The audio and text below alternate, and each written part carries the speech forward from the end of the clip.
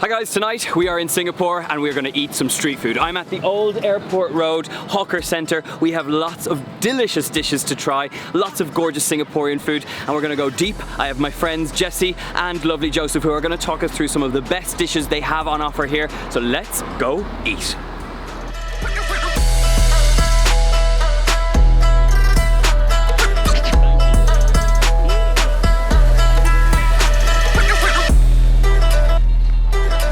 So this market is actually in Singapore's old airport, so the place is filled with lots of space for hawker stalls. You can see behind me there is lots of stalls, lots of different foods. It's from all over the world. There's a lot of Singapore classic dishes, but there's also a lot of food from around the world. It's also extremely popular with locals. People will travel miles just to get to this place. A lot of classic Singapore dishes here, and it's really well regarded. So we're going to try some dishes, we're going to get involved, so let's go. Fine, you can cook it.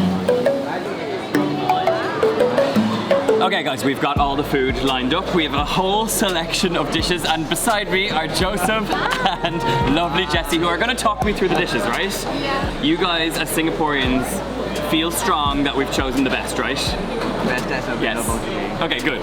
Okay, so the first dish is carrot cake, which seems like a strange name for a dish, but there is carrot in this, and it's not like a carrot cake like we know it, right? So this is made with the Chinese radish, braided into a cake, and then steamed into a cake as we know it. After that, it's chopped into pieces, fried with nice sauces, oil, and chili as well. Okay, so basically, and the interesting thing about this is it actually comes kind of pre-made, and then they break it up and fry it. And you can see we've got lots of different variations, well, two very major variations. We've got a black and white carrot cake, and this one has a lot more soya in, right? Yeah. So it's like kind of rubbery in texture when you like pick it up. I'm gonna take some of this hot sauce. It's quite hot. Yes, it is quite hot. Spicy. I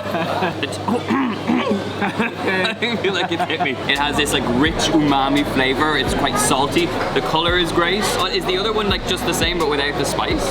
This is actually equally spicy. This is quite spicy. Okay. That is really good. It's less flavored than this. Like it's less umami kind of going on and less kind of salty. How much would something like this cost? $5. $5. And what's that in like? £2.50? Okay, so pretty cheap, and you're getting like a massive plate. I feel like that would feed easily 2 people, right? Yeah. So there you go. That is first dish. That is carrot cake. It's Singaporean classic. Quite cheap, lots of flavor, bit of spice going on. I think this one is more spicy than this one, and definitely go for the mix so that you get a taste of everything. This is a great Singaporean dish, and you should totally give it a go. Okay, what's next? Dish 2 is this basically massive plate of noodles. It has got seafood, little crispy bits, a little bit of spice going on here, and as we watched them make this, he basically made lots of portions all in one big giant wok. Lots of oil, lots of egg, lots and lots of noodles, and a mix of 2 noodles, right? Yes. What were the 2 noodles? So it's actually a mixture of yellow noodles as well as bee hoon. Okay. And there's a lot of flavor going on where there's seafood, there's prawns, squid, there's meat as well. Okay. There's also a lot of egg inside, and it's kind of soupy in texture. Yeah, because he was, the interesting thing, as he was cooking this, he was adding prawn broth, like holy Mary. Basically, as he was cooking this, he was adding lots of prawn broth, so I think this is going to be very fishy and very seafood taste. Okay, will we try it? Sure. Yeah? You want to squeeze the lime? Oh, you squeeze the lime, okay. Try. Ooh. These are like, what are the names of these limes? They're like super tiny and very sweet, right? Calamansi. Calamansi. And just to finish it off, which, I mean, obviously it's this beautiful seafood dish, they've added a little bit of crispy pork lard over the top, or crispy pork rind. We've got a little bit of chili sauce, so we're gonna basically stir that through and give it all a good mix up. Do you feel like we've got an adequate amount of... Yeah, you don't have to put that much. No, don't put that much. It's very like rice noodly in texture, but then you have these little kind of yellow noodles, which I'm guessing are egg noodles, which give you this whole other bite to it. It's really soft and luscious and quite like silky and luxurious, but then you're getting like this wonderful salty hit from all that prawn broth that was going in there. Pretty darn good. Is this like, this is classic street hawker food here? Yeah. Is it like truly Singaporean? Yes, okay. So the next dish is this prawn soup, and we've got 2 bowls here. Tell me a little bit about how this is made. So this is prawn noodle soup. The broth is made using a lot of prawn shells, Some people use pork ribs as well. Pork ribs? Yes. Yeah. Oh, okay, wait. So it's like really rich. Yeah, so that is really rich and flavorful. Okay. It takes a very long time to brew everything together.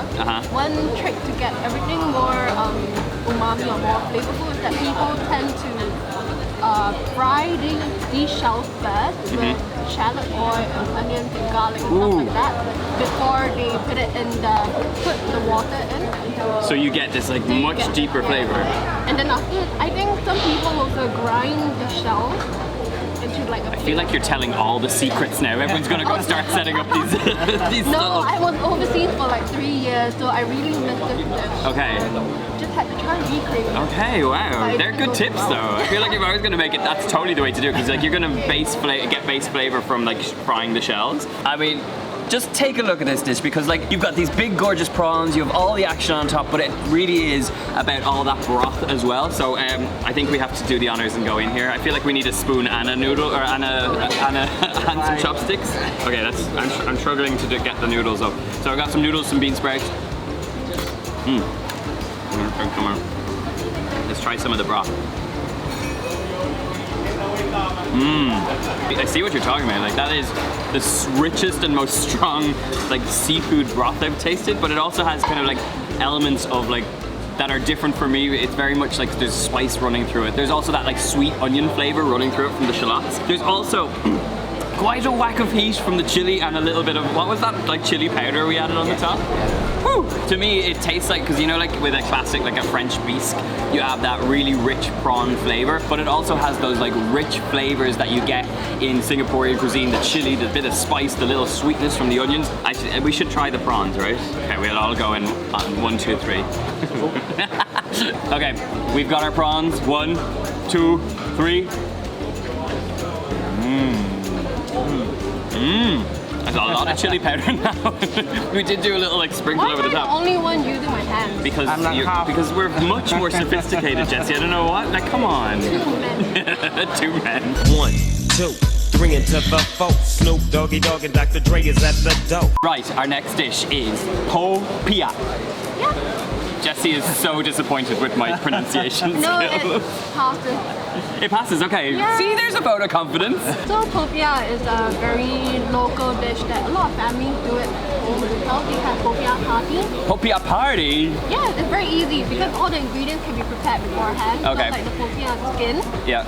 which is that. It's like a rice paper It's like a pancake? bit like that. Okay. So we prepare like sheets of that. You can buy it from the supermarket. Okay. You cook the turnip, the Yeah. vegetable inside that goes with it. It's a hot and wet vegetable. Yeah, because that's what she had. She had this like big pot of like radish and Carrot. daikon, maybe? Yeah. Yeah. So it's like a radish. Okay. A turnip. A turnip. There you go. Go for it, guys. I'm gonna use my hands this time. What? I thought I was being like really good doing it with my fingers. Cheers. Oh, just shows up every time. Okay, so all in one go.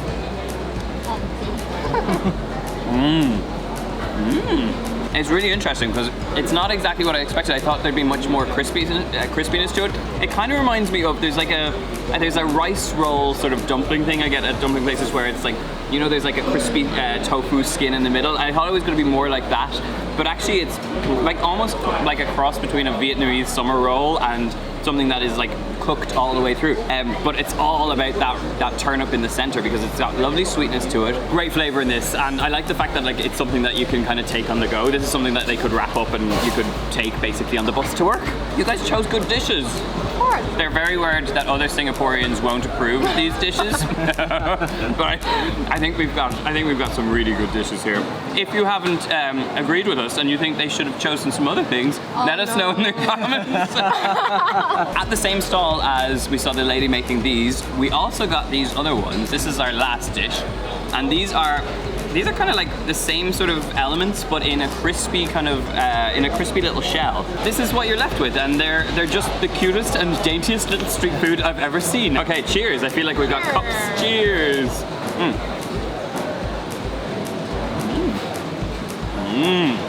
The interesting thing about this is I thought it was going to taste pretty much similar to these, but it's actually got a whole other thing going on. It's got crispiness and sweetness from that little cup. And then there's a lot of flavor in there because I think she put a different sauce in there. There's like a sweet sort of like ketchup manise sort of flavor to it, like that dark soy flavor. And then you also have sweet chili on the top. It's not the same ingredients. It feels completely different. It is the same. It really? The proportions are different. Yeah. Okay, I hope you enjoyed this. I hope you liked all the food we ate. We will leave details of each of the dishes in the box below so you will know if you come here what to order. As always, subscribe to the channel for lots of delicious recipes and even some street food along the way.